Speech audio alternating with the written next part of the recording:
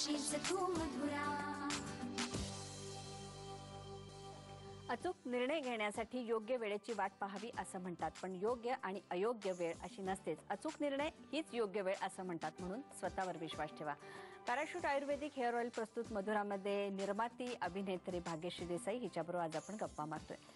त्यानंतर बराच काळ तू अशी ग्रुप होतीस, म्हणजे या क्षेत्राशी बऱ्यापैकी कमी असताना परत एक वळण आलं आणि पुन्हा अभिनयाच्या क्षेत्रामध्ये तू आलीस.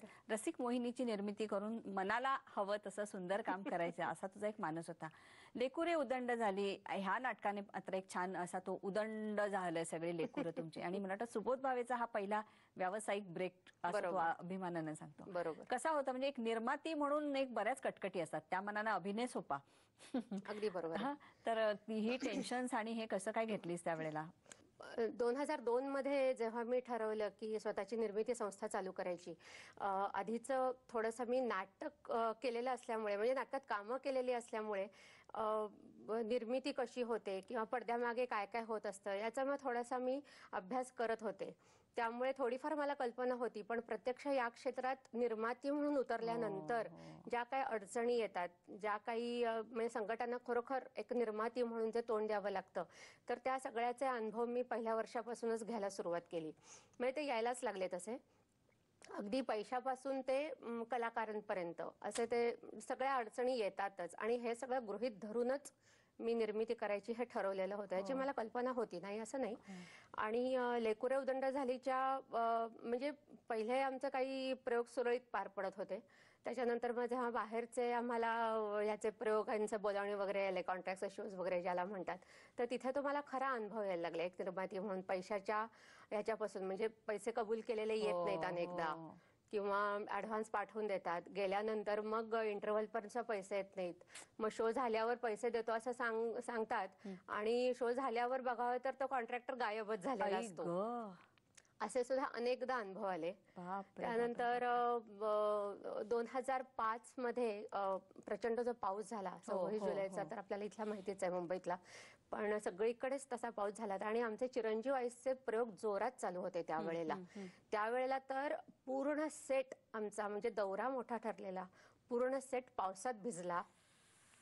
एकच होतं, मोहन वाघांनी तो सेट तयार केलेला होता. प्लास्टिक इमल्शन मध्ये असल्यामुळे तो अक्षरशः आम्ही कसं तरी करून तो एका रात्रीत वाळवून दुसऱ्या दिवशी प्रयोग करून परत तो पावसात भिजलेला सेट परत वाळवायचा, असे आम्ही तो दौरा केला त्यावेळेला. म्हणजे कुठल्याही अडचणींना सामोरं जाऊन शो मस्ट गो ऑन हे जे असतं ना, ते कंटिन्यू करणं हे कुठल्याही कलाकाराची आणि निर्मात्याची जबाबदारी असं मला वाटतं.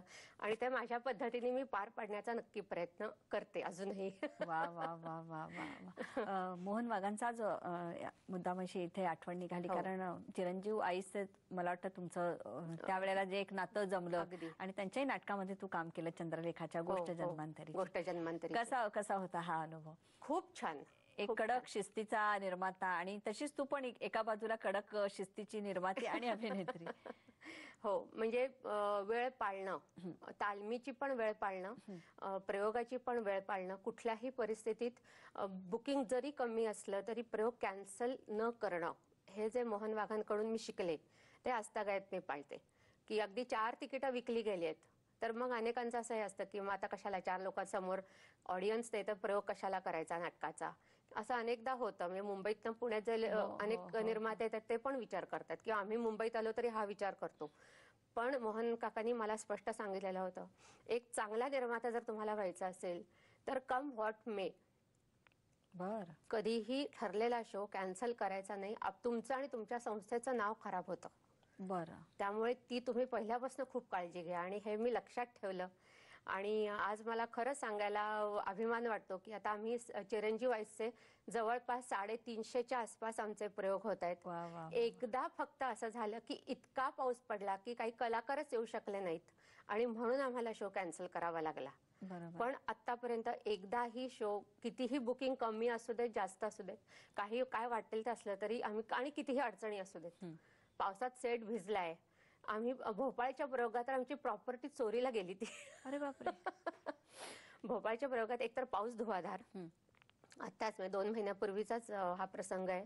कसे बसे आम्ही पोहोचलो तिथे, आणि प्रॉपर्टी लावायला ते काढली. तर पर्स ती चिरंजीव आईसमधल्या आईची पर्स, त्या पर्समध्ये तिची ती गळ्यातली माळ, नंतर मोबाईल फोन्स आमचे, असं ते सगळ्या छोट्या छोट्या गोष्टी ठेवलेल्या असायच्या.